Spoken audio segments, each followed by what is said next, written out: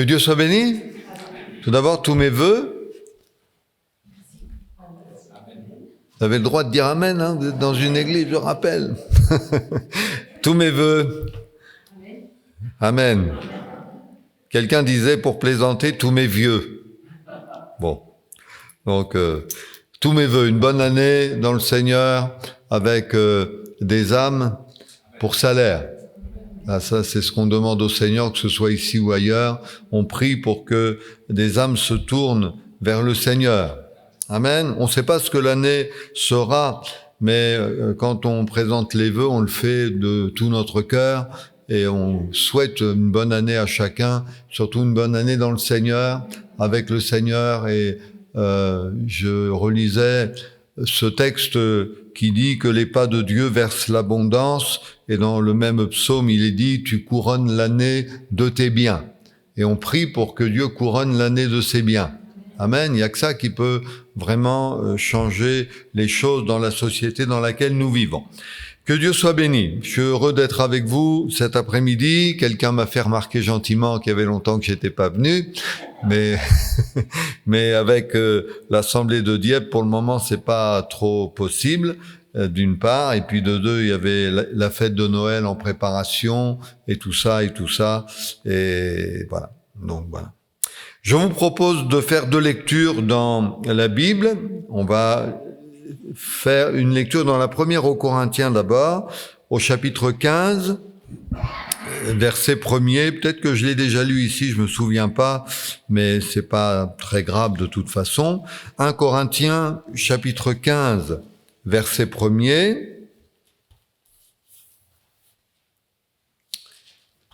1 Corinthiens 15, verset 1er, l'apôtre Paul écrit « Je vous rappelle, frères, l'évangile que je vous ai annoncé, que vous avez reçu, dans lequel vous avez persévéré et par lequel vous êtes sauvés, si vous le retenez tel que je vous l'ai annoncé. Autrement, vous auriez cru en vain. Je vous ai enseigné avant tout, comme je l'avais aussi reçu, que Christ est mort pour nos péchés selon les Écritures, qu'il a été enseveli et qu'il est ressuscité le 3e jour selon les Écritures, et qu'il est apparu à Céphas, puis aux 12. Ensuite, il est apparu à plus de 500 frères à la fois, dont la plupart sont encore vivants. Ça, c'était du temps de l'apôtre Paul, hein, on est d'accord. Et dont quelques-uns sont morts. Ensuite, il est apparu à Jacques, puis à tous les apôtres. Après eux tous, il m'est aussi apparu à moi, comme à l'avorton, car je suis le moindre des apôtres. Je ne suis pas digne d'être appelé apôtre, parce que j'ai persécuté l'Église de Dieu. Par la grâce de Dieu, je suis ce que je suis, et sa grâce envers moi n'a pas été vaine. Loin de là, j'ai travaillé plus que tous, non pas moi toutefois, mais la grâce de Dieu qui est avec moi. Ainsi donc, que ce soit moi, que ce soit eux, voilà ce que nous prêchons, et c'est ce que vous avez cru. Et donc, on peut passer à la seconde lecture qui est dans l'épître aux Colossiens, au chapitre 1er, et nous lisons à partir du verset 3. Épître de Paul aux Colossiens, chapitre 1er, verset 3. Donc c'est toujours Paul qui écrit « Nous rendons grâce à Dieu le Père, de notre Seigneur Jésus-Christ, et nous ne cessons de prier pour vous, ayant été informés de votre foi en Jésus-Christ et de votre charité pour tous les saints, à cause de l'espérance qui vous est réservée dans les cieux, et que la parole de la vérité, la parole de l'Évangile, vous a précédemment fait connaître. Concernant l'Évangile, il est au milieu de vous et dans le monde entier. Il porte des fruits et il va grandissant, comme c'est aussi le cas parmi vous depuis le jour où vous avez entendu et connu la grâce de Dieu, conformément à la vérité, d'après les instructions que vous avez reçues d'Épaphras, notre bien-aimé compagnon de service, qui est pour vous un fidèle ministre de Christ et qui nous a appris de quelle charité l'Esprit vous anime. Que Dieu soit béni. Dans ces deux lectures, nous trouvons plusieurs fois le même mot, ou plus exactement, on pourrait dire aussi la même pensée, à savoir la propagation ou l'annonce de l'Évangile. L'Évangile, je rappelle que le mot Évangile est un mot qui signifie bonne nouvelle. Et comme on n'est pas très loin de la période de Noël encore, vous savez que l'Évangile, selon Luc, l'ange a délivré ce message: je vous annonce une bonne nouvelle qui sera pour tout le peuple le sujet d'une grande joie, c'est qu'aujourd'hui, dans la ville de David, il vous est né un sauveur qui est le Christ, le Seigneur. L'Évangile s'adresse à ceux et à celles qui sont perdus. Ça va de soi. Et donc, il faut savoir que il s'adresse à ceux et à celles qui sont perdus sous la forme d'une bonne nouvelle. Et il faut que l'Évangile reste une bonne nouvelle, ce qu'elle est, cette nouvelle, une bonne nouvelle, pour que les âmes passent de la mort à la vie, des ténèbres à la lumière. Mais je crois que c'est important aussi, en tant que chrétien, que le mot évangile résonne encore dans notre cœur. Parce que si nous sommes là cet après-midi, c'est parce que un jour nous avons été placés au bénéfice du message de l'évangile. Nous avons cru dans l'évangile, c'est ce que Dieu a permis. Et on peut donc dire aujourd'hui que nous sommes sauvés, que nos péchés sont pardonnés. Et vous savez qu'il y a une règle toute simple dans l'Écriture: ce que tu as reçu, eh bien, il faut le donner aux autres. Et l'apôtre Paul dit ailleurs, concernant l'Évangile: comment en entendront-ils parler de l'Évangile s'il n'y a personne qui prêche, et comment y aura-t-il des prédicateurs ou des témoins s'ils ne sont pas envoyés? Et donc c'est un vrai sujet de prière, de dire: Seigneur, on veut que l'Évangile soit annoncé, on veut que des âmes entendent la bonne nouvelle, et on veut que des âmes se tournent vers toi et fassent la paix avec toi, comme on l'a chanté, fassent la paix avec toi par le sang de la croix. Que Dieu soit béni. Donc, Amen. Amen. Moi, j'aime bien vous entendre dire Amen. À Dieppe, je fais pareil. Il faut que les chrétiens disent Amen. Alléluia, gloire à Dieu. Et donc, dans les passages que nous avons lus, je l'ai dit tout à l'heure, le mot évangile se trouve plusieurs fois mentionné, et en fin de compte, il est le mot-clé du Nouveau Testament. Vous savez que la Bible parle de l'Ancien Testament, du Nouveau Testament, et elle dit que l'Ancien Testament représente et l'ombre des choses à venir, mais que la réalité est en Christ. Donc j'ai pas fait le compte, mais vous pourrez, si ça vous amuse, de regarder dans le Nouveau Testament combien de fois le mot évangile revient, parce que c'est le message principal. Je vous annonce une bonne nouvelle qui sera pour tout le peuple le sujet d'une grande joie. On connaît tous, ou on a tous dans notre entourage, quelqu'un qui n'est pas au Seigneur. Et parce que nous avons dans notre entourage des gens qui ne sont pas au Seigneur, c'est la raison pour laquelle nous devons apporter l'Évangile. Alors bien sûr, on ne veut pas insister outre mesure. J'ouvre une parenthèse, je vais la refermer. J'ai connu une dame, une sœur, dans une assemblée, qui voulait tellement gagner son entourage, qui voulait tellement que les gens viennent aux réunions pour entendre la parole de Dieu, qu'elle n'arrêtait pas de dire: il faut que vous donniez votre cœur au Seigneur, il faut que vous veniez aux réunions, il faut ceci, il faut cela. Et puis à un moment donné, les gens, ils en avaient jusque-là, quoi. Ils disaient, ben non, plutôt que de nous donner envie, elle nous rebute à venir écouter l'Évangile. Et j'ai bien aimé, pour une fois, non, je plaisante, j'ai bien aimé ce que Jocelyn a dit, à savoir que c'est une décision personnelle. On ne force pas les gens à accepter l'Évangile. L'Évangile est une invitation. D'ailleurs, Jésus dit dans l'Évangile, « Venez à moi, vous tous qui êtes fatigués et chargés, et je vous donnerai du repos. Prenez mon joug sur vous et recevez mes instructions, et vous trouverez du repos pour vos âmes. » C'est une invitation à croire, mais aussi une invitation à faire la paix avec Dieu par le sang de la croix. Mais ça demeure une invitation, et il faut, voilà, on peut le dire comme ça, il faut que ceux et celles qui nous entourent, puissent à leur tour bénéficier du message de l'Évangile. Dans le Nouveau Testament, vous trouverez les appellations suivantes. C'est l'Évangile de Dieu. C'est bien que ce détail nous soit donné parce que nous savons quel est l'auteur, qui est l'auteur de l'Évangile, qui est à l'initiative du salut du monde entier. Et le verset bien connu, là aussi cité pendant les chants, nous rappelle que c'est Dieu qui a tellement aimé le monde, qui a donné son Fils unique, afin que quiconque croit en lui ne périsse pas, mais qu'il ait la vie éternelle. C'est Dieu.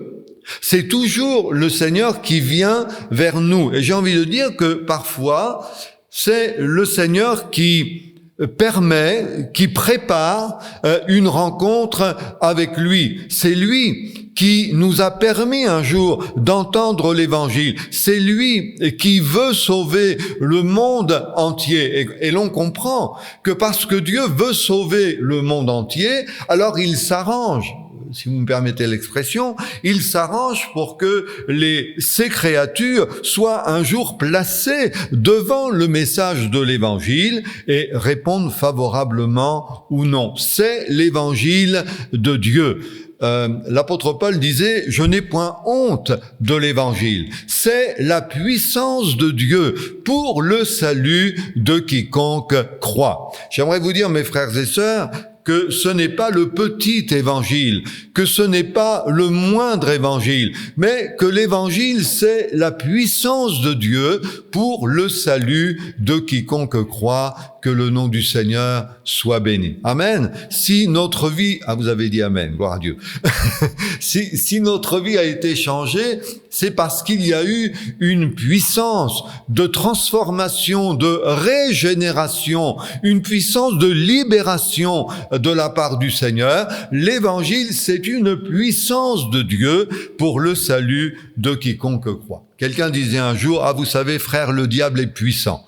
Et moi, j'ai répondu à cette personne, oui, mais notre Dieu est tout puissant. Amen. Et on ne doit jamais confesser la puissance du diable en lui attribuant ce qu'il n'a pas en réalité, mais nous devons, pour nous, chrétiens, nous devons confesser la puissance du Seigneur, la toute puissance de Dieu qui peut sauver le plus grand des pécheurs. Que Dieu soit béni. Si on ne croit pas ça, faut revoir l'Évangile, parce que Dieu peut sauver le plus grand des pécheurs, que son nom soit béni. C'est l'Évangile de Christ, parce que Christ est au centre de l'Évangile. Je vous annonce une bonne nouvelle qui sera pour tout le peuple le sujet d'une grande joie. C'est qu'aujourd'hui, dans la ville de David, il vous est né un sauveur qui est le Christ, le Seigneur. Il y a un seul Dieu et aussi un seul médiateur entre Dieu et les hommes, Jésus-Christ fait homme. Partout, la Bible nous conduit à Jésus. Partout, la Bible nous invite à confesser celui qui est mort pour nous, qui est ressuscité pour nous. Je vous cite ces versets que vous connaissez bien. Lorsque Jean-Baptiste va voir Jésus, il va dire ceci: « Voici l'agneau de Dieu qui ôte le péché du monde. » L'apôtre Pierre qui dit « Il n'y a de salut en aucun autre. Car il n'y a sous le ciel aucun autre nom qui ait été donné parmi les hommes par lequel nous devions, je pense que c'est ça, par lequel nous puissions être sauvés. Il n'y a de salut en aucun autre nom. Vous connaissez l'histoire du geôlier de la ville de Philippe, qui, en contact avec l'Évangile, va entendre l'apôtre Paul lui dire « Crois au Seigneur Jésus et tu seras sauvé, toi et ta famille. » C'est clair, c'est clair. Et la Bible dit ailleurs, si tu confesses de ta bouche le Seigneur Jésus, et si tu crois dans ton cœur que Dieu l'a ressuscité d'entre les morts. Moi, j'aime bien ce qu'a dit un pasteur un jour. Il dit Dieu l'a suscité à nouveau. C'est vrai, il l'a ressuscité, il l'a ressuscité, il l'a suscité à nouveau. Si tu confesses de ta bouche le Seigneur Jésus, et si tu crois dans ton cœur que Dieu l'a ressuscité d'entre les morts, eh bien, tu seras sauvé, que le nom du Seigneur soit béni. C'est l'évangile de Christ, parce que Christ est au centre, et nous devons présenter Christ comme étant le sauveur du monde, l'envoyé du Père, le sauveur du monde, celui qui sur la croix du Calvaire a tout accompli pour nous. Et Paul dit, concernant l'évangile, à un moment donné, je n'ai pas noté la référence, mais vous la trouverez si vous cherchez, Paul dit à un moment donné, mon évangile. Moi j'aime bien quand Paul fait cette déclaration en parlant de l'évangile, qu'il s'approprie lui-même, mon évangile. Non pas que l'évangile appartienne à Paul, mais le fait que Paul ait fait du message de l'Évangile le message dont il avait besoin. Et à partir de ce moment-là, on peut dire mon Évangile.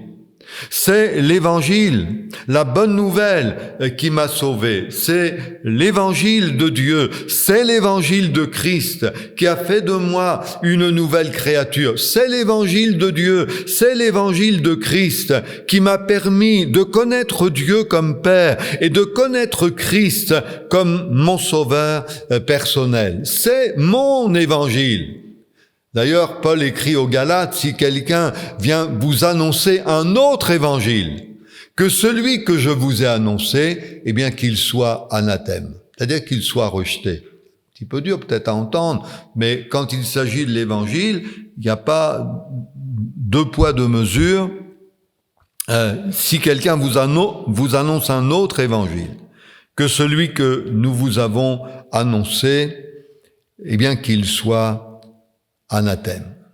Avez-vous remarqué, et j'espère qu'on peut le dire concernant nos assemblées, et on peut prier pour ça aussi, pour que le Seigneur fasse grâce dans ce domaine, mais lorsque l'apôtre Paul s'adresse aux Colossiens, la lecture que j'ai faite avec vous tout à l'heure, il dit concernant l'Évangile, « Il est au milieu de vous, et dans le monde entier. » Qu'est-ce que vous pensez de ça? Il est au milieu de vous. C'est-à-dire qu'on n'a pas perdu la vision de l'Évangile. Vous savez, on peut tellement avoir la vision de l'Église qu'on peut perdre la vision de l'Évangile. On est tellement bien, comprenez bien ce que je vais dire, on est tellement bien entre nous. On est tellement bien entre croyants. Et il y a parfois tellement, je parle pas du tréport, que ce soit bien clair. Mais que ce soit clair. Il y a parfois tellement de problèmes chez les croyants. Il y a parfois tellement de soucis, tellement de choses qui nous accaparent. Il y a parfois tellement de choses à régler chez les croyants. Qu'on se dit, mais il y a tellement de choses à régler chez les frères et sœurs qu'on a du mal à penser aux âmes qui sont à l'extérieur. Il faut s'occuper du dedans. Mais faut pas perdre, et c'est pas le cas ici, j'entends bien, mais faut pas perdre la vision de l'Évangile. Et surtout ne pas perdre la vision de l'annonce de l'Évangile. Parce que j'aimerais vous rappeler, mes frères et sœurs, que c'est seulement le Seigneur qui sauve. Et que nous n'avons pas le pouvoir de sauver quelqu'un. Notre mission n'est pas de sauver quelqu'un. Notre mission, c'est d'annoncer l'Évangile. Et quand nous annonçons l'Évangile avec la simplicité de la foi et avec la force de la foi, lorsque nous sommes convaincus de ce que nous annonçons, lorsque nous avons nous-mêmes réalisé les choses dont nous parlons, alors je crois qu'on peut compter sur la grâce de Dieu pour que l'Évangile soit au milieu de nous et qu'il soit dans le monde entier. Ça vous arrive de chanter ici, dans le monde entier, le Saint-Esprit agit. Et on chante au fond de mon cœur, le Saint-Esprit agit. Les deux vont de pair, mais ne vivons pas... Voilà, je l'ai dit tout à l'heure, on aime tellement l'Église, on a tellement la vision de l'Église, le bien de l'Église, on cherche le bien des frères et sœurs, on veut que les frères et sœurs soient le mieux possible, qu'ils soient le mieux accueillis possible. C'est français ce que je dis là, oui, à peu près. On veut tellement qu'ils soient bénis, on veut tellement, il y a toujours une nourriture pour les chrétiens, on enseigne les chrétiens, on les nourrit les croyants. Ça, c'est la vision de l'Église, et on a raison. Mais que Dieu ne nous fasse pas oublier ceux et celles qui sont encore dans leur péché et qui ont besoin d'accéder à la bonne nouvelle de l'Évangile. Gloire à Dieu, il est au milieu de vous, dans le monde entier. Et moi, j'aime bien la suite. Il porte des fruits et il va grandissant. Est-ce qu'on pourrait faire ce vœu pour 2023 ? Est-ce qu'on pourrait faire le vœu d'un évangile grandissant ? Est-ce qu'on pourrait faire le vœu d'un évangile qui porte des fruits ? Et Paul dit, ben voilà, il porte des fruits, il va grandissant, comme c'est aussi le cas parmi vous. Gloire à Dieu. Les Colossiens, quand ils ont lu ça ou entendu ça, voilà, un évangile qui va grandissant, comme c'est aussi le cas parmi vous, que le nom du Seigneur soit béni. Vous savez, dans la vie d'une église, il y a des jours avec, et il y a des jours sans. Hein? Mais quand on est dans un jour sans, faut toujours penser au jour avec. Parce que Dieu peut changer le mal en bien. Dieu peut changer le mal en bien. Dieu peut changer les choses. Et si parfois, là non plus, je parle pas du trépas, mais si parfois on a du mal à gagner des âmes, c'est un jour sans. Mais béni soit Dieu de ce que parfois, il y a des âmes qui viennent à la connaissance de l'Évangile, c'est un jour avec. Et Dieu peut faire ça, hein, on parle un petit peu par expérience aussi, il porte des fruits et il va grandissant, comme c'est aussi le cas parmi vous. Dans le passage que nous avons lu, et c'est bien de se le rappeler pour nous, Paul détaille l'Évangile dans ce qu'il comporte et ce qu'il apporte. Parce que c'est vrai que le message de l'Évangile est clair. Je ne sais pas si les Corinthiens étaient au clair, mais en tout cas, quand Paul leur a rappelé l'Évangile, voilà, c'était clair. L'Évangile, c'est ça. Je vous ai enseigné avant tout, et Paul détaille ce qu'est l'Évangile. Et puis, on ne peut pas nier que l'Évangile apporte. C'est le but aussi de l'Évangile. L'Évangile transforme. L'Évangile, c'est l'Évangile miraculeux. Un pasteur a écrit un livre, il y a de ça des années en arrière, que certains connaissent peut-être, qui s'appelle l'Évangile, enfin je ne sais plus si c'est le titre du livre, mais je crois que oui. L'Évangile aux 4 angles. Jésus sauve, Jésus guérit, Jésus baptise de l'Esprit et Jésus revient. Donc c'est un évangile qui apporte quelque chose. Et la Bible nous le montre dans le Nouveau Testament, dans le livre des Actes des Apôtres, que tous ceux et toutes celles qui ont été en contact avec l'Évangile ont reçu de la part du Seigneur ce dont ils avaient besoin. Je prends l'exemple du boiteux d'Acte 3, à qui Pierre dit « Je n'ai ni argent ni or, mais ce que j'ai, je te le donne. » Voilà, je t'apporte l'Évangile, au nom de Jésus-Christ de Nazareth, lève-toi et marche. La première chose, et je vais pas être trop long parce que c'est pas le but, la première chose que Paul rappelle concernant l'Évangile, c'est que Christ est mort pour nos péchés. C'est ce que Paul dit.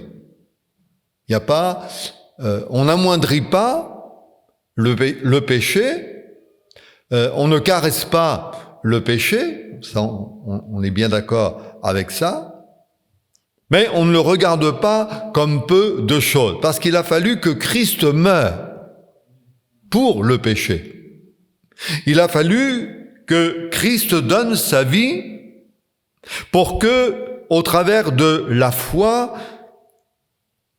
nous puissions, les uns et les autres, être sauvés. Christ est mort pour nos péchés. Vous savez, on dit quelquefois aux gens, mais croyez en Dieu, ça va vous faire du bien. C'est bien de dire ça. Mais il faut que les gens sachent, d'abord, que Christ est mort pour leurs péchés. Christ n'est pas mort uniquement pour faire du bien, même si c'est vrai. Même s'il le fait, même si l'Évangile apporte quelque chose, je l'ai dit. Mais la principale raison de l'annonce de l'Évangile, c'est de rappeler que Christ est mort pour nos péchés. Le prophète Ésaïe dit ceci, vous connaissez le passage, en parlant de Jésus, prophétiquement, il a été blessé pour nos péchés, brisé pour nos iniquités. Le châtiment qui nous donne la paix est tombé sur lui. Et ça, on bénit Dieu de ce qu'il y a eu un châtiment, mais qui n'est pas tombé sur nous, qui est tombé sur lui. Et le châtiment qui nous donne la paix, comment un châtiment peut nous donner la paix? On a du mal à comprendre ça, mais le châtiment qui nous donne la paix est tombé sur lui. Ensuite, l'apôtre Paul dit dans son exposé, il rappelle que Christ est mort, qu'il est ressuscité le troisième jour, c'est le second aspect de l'Évangile. Nous ne parlons pas seulement d'un Christ mort sur une croix, mais nous mentionnons avec l'Évangile le Christ ressuscité, le Christ vivant. Vaut mieux parler des vivants que des morts. Ok ? Un vivant, c'est quelqu'un qui agit encore. Un vivant, c'est quelqu'un qui parle. Un vivant, c'est quelqu'un qui peut communiquer. Et donc, quand on parle de Jésus qui est ressuscité d'entre les morts, c'est qu'aujourd'hui, par son esprit, par sa parole, il peut toucher les cœurs, il peut encore transformer les vies. Et l'auteur de l'Épître aux Hébreux dit de Jésus, et moi j'aime beaucoup, entre autres, ce passage-là, qui dit que Jésus-Christ est le même hier, aujourd'hui et éternellement, que le nom du Seigneur soit béni. À quoi ça sert nos réunions? Pourquoi est-ce que nous venons aux réunions? Pour faire plaisir à Jocelyn Lancel? Ça va, avec lui, je peux plaisanter, donc un petit peu, donc ça va. Est-ce que nous venons aux réunions pour faire plaisir à un pasteur? Est-ce que nous venons aux réunions parce que nous n'avons rien d'autre à faire? Est-ce que nous venons aux réunions parce que nous sommes de bons chrétiens, donc il faut aller aux réunions? Ou est-ce que nous venons aux réunions parce que Jésus a dit, là où 2 ou 3 sont assemblés en mon nom, je suis au milieu d'eux. Amen. Et moi, je viens aux réunions pour ça. Je viens aux réunions pour le Seigneur. Je vais à l'église pour le Seigneur. Et j'essaie de penser quand je vais à l'église que j'y vais pour le Seigneur. Parce que c'est tellement facile de penser que je vais à l'église parce qu'il faut que j'aille à l'église. Mais non, je vais à l'église parce que j'y vais pour le Seigneur. Et je vais célébrer le nom du Seigneur. Et je vais me réjouir dans le Seigneur. Christ est ressuscité d'entre les morts. Et je crois que parce que Christ est ressuscité d'entre les morts, eh bien, pendant que nous sommes assemblés dans une église, dans un bâtiment comme celui-ci, et que nous parlons du Seigneur et que nous prions le Seigneur, eh bien, je crois que il peut se passer quelque chose, que le nom du Seigneur soit béni. Amen. Vous savez, c'est pas pour dire, mais il y a des frères et sœurs à Dieppe, et moi je me réjouis de ça, et je le dis ouvertement parce que ça me gêne pas du tout. Il y a des frères et sœurs à Dieppe qui, le dimanche matin, après les réunions, souvent, me disent, frère, ce que vous avez dit, ça m'a fait du bien. Et moi, quand les frères et sœurs me disent ça, ben moi, ça me fait du bien. Ben oui, vaut mieux ça que son contraire. Hein? Quand les frères et sœurs disent, j'avais besoin d'entendre ça, ça m'a fait du bien, ça m'a renouvelé, ça m'a fortifié. Pas tous les dimanches non plus, faut pas exagérer. Mais voilà, de temps en temps, ça, ils disent ça, mais on dit, mais voilà, Dieu a agi dans les cœurs. Quand je m'aperçois, mes frères et sœurs, souvent c'est pas moi qui fais chanter le dimanche à Dieppe, mais quand je m'aperçois que les frères qui font chanter reprennent le fil de la prédication que je vais apporter après, je me dis, vraiment, le Seigneur est au milieu de nous. Gloire à Dieu. Et ce qui se fait à Dieppe se fait aussi ici, et on bénit Dieu pour ça. Tout ça pour dire que Christ est ressuscité d'entre les morts et il prend une part active à la vie de son Église. Je bâtirai mon Église. C'est la sienne. Je bâtirai mon Église et les portes du séjour des morts ne prévaudront point contre elle. Il y aurait tellement de choses à dire, mais je vais m'arrêter là. Et Paul dit, et je vais terminer par là plus exactement, Paul dit, évangile que vous avez reçu, dans lequel vous avez persévéré. Et ça, c'est bien, en fin de compte. Des gens qui persévèrent par rapport à l'évangile. Des gens qui n'arrêtent pas de croire en Dieu. Dernièrement, on a perdu, sur Dieppe, on a perdu notre libraire. Subitement, elle a été hospitalisée pour débouchage de coronaire, de veine au niveau du pied. Et elle m'envoie un message et elle me dit, Monsieur Rosé, ils ont essayé de me déboucher la veine, ça n'a pas marché, et ils disent que si le sang ne revient pas dans la jambe, il risque, c'est pas le terme qu'elle a employé, elle m'a dit, je risque de perdre ma jambe. Donc j'ai compris. C'est le dernier message qu'elle m'a envoyé. Et le lendemain, je reçois un coup de fil de quelqu'un qu'elle connaissait bien, d'un des fils d'UM, André Duhem, que certains connaissent. Et le frère André Duhem me dit, je vous annonce que Claudine Bachelet est décédée. Un samedi soir. Et là, ce samedi-là, il a fallu... déjà, on a pris une douche froide, moi et ma femme, parce que c'était une bonne sœur. Mais une bonne sœur. qu'on aimait beaucoup. Donc, il a fallu, le samedi, après avoir pleuré un coup, on s'est ressaisi et puis il dit, faut qu'on avertisse les chrétiens ce soir, parce que si on dit ça demain au culte, c'est cuit. Et donc le soir, on a averti tout le monde et on a dit, on est désolé, mais voilà ce que nous venons d'apprendre, Claudine Bachelet, notre sœur que tout le monde, on met pas un être humain en avant, mais tout le monde la connaissait bien, tout le monde l'aimait bien, et puis elle était hyper sympa et tout, c'était vraiment quelqu'un de bien.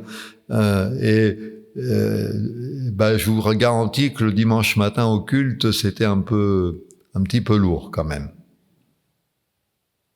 Mais vous avez persévéré. Et des frères et sœurs m'ont dit, oh, Monsieur Rosé, quand même, c'est trop dur ce qui se passe avec la sœur. Et Paul aurait pu leur dire, évangile dans lequel vous avez persévéré. Malgré les coups, malgré les combats, malgré les luttes, malgré les déceptions, malgré les non-exaucements de prière, nous avons prié pour elle. Nous l'avons apportée au Seigneur plusieurs fois. Tous les mardis soirs, on priait pour elle. Dieu n'a pas exaucé comme nous, on aurait voulu. Mais vous avez persévéré. L'évangile dans lequel vous avez persévéré et par lequel vous êtes sauvés. Si vous le retenez tel que je vous l'ai annoncé. C'est sûr que c'est plus facile de descendre une pente que de la monter. Parce que quand on descend, on peut se laisser aller. Quand on remonte, il faut s'accrocher. Et souvent c'est ça, mes frères et sœurs. Il y a des moments dans la vie d'un croyant, dans la vie d'une église, faut s'accrocher. On ne sera jamais déçu de la part de Dieu. Déçu des gens, on le sera. Tôt ou tard. Je ne parle pas d'ici. Mais on le sera. On l'a été peut-être. Mais on ne sera jamais déçu de Dieu. Gloire à Dieu. Paul écrit « Je sais en qui j'ai cru ». Et c'est ça qui faisait sa force, en fin de compte. Paul qui a connu des combats, qui a été en prison, qui a eu tout et n'importe quoi, eh bien, dit « Mais voilà, je sais en qui j'ai cru ». Et ça vaut la peine d'annoncer l'Évangile encore aujourd'hui. Amen. Parce que c'est la volonté de Dieu, mes frères et sœurs. On est en 2023. On ne sait pas de quoi demain sera fait. On ne sait pas ce qui va se passer dans 1 mois, dans 2 mois, dans 3 mois, vaut mieux pas y penser. Mais ce que nous devons faire, faisons-le. Prions pour que des âmes se tournent vers le Seigneur. Annonçons l'Évangile avec simplicité et croyons que Dieu est fidèle pour honorer sa parole et pour sauver encore aujourd'hui, que son nom soit béni. Amen. On rend grâce à Dieu ensemble. Alléluia. Seigneur, merci parce que c'est vrai que ce que tu as fait hier, tu peux encore le faire aujourd'hui. Nous sommes heureux de te connaître, Seigneur. Nous sommes heureux de marcher avec toi, même si nous reconnaissons que ce n'est pas toujours facile, qu'il y a parfois bien des luttes, bien des combats, qu'il y a bien des peines, bien des tristesses dans ce monde dans lequel nous sommes. Mais nos yeux sont sur toi et nous te bénissons de ce que tu as tout accompli pour nous à la croix. Merci Seigneur de nous avoir aimés le premier. Nous voulons dire avec Jean que pour nous, nous t'aimons, mais nous t'aimons parce que tu nous as aimés le premier et nous croyons que tu continues de nous aimer les uns et les autres, que tu continues d'aimer l'Église, Seigneur, que tu continues d'aimer l'Église dans le monde entier et que tu continues d'aimer chaque Église locale. Nous bénissons ton nom pour cela et nous voulons vraiment nous attendre à toi pour de grandes et de belles choses. Dans le nom de Jésus, voulons confesser ta victoire et te remercier. Donne-nous de garder ces choses dans notre cœur, dans notre être intérieur, de confesser que tu es plus grand que ce qui est plus grand que nous. À toi soit toute la gloire, notre Père, la louange et l'adoration au nom de Jésus. Amen. Amen.